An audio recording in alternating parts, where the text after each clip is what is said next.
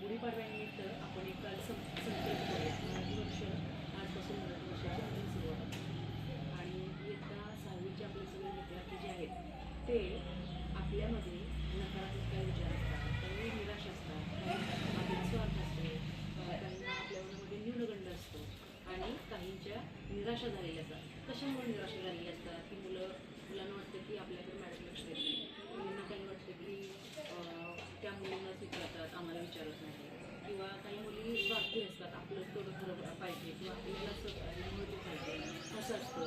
किंवा काही मुलींच्या किंवा मुलांच्या मनात असा निर्बंध असतो की आपण शाळेमध्ये येतोय ते मॅडम जे आपल्याला शिकवतात ते आपल्याला समजत नाही, पण मॅडमांना सांगायचं कसं, भीती वाटते आणि न्यूनगंड मनात असतो.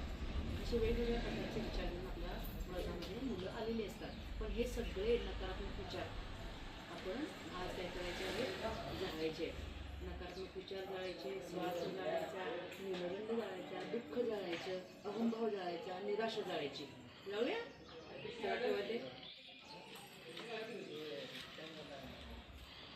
ते पुढे असं गोल लावा, गोल लावा.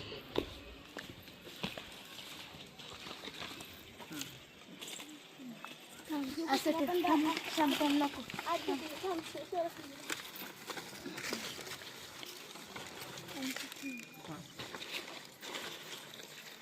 हां वर ठेव.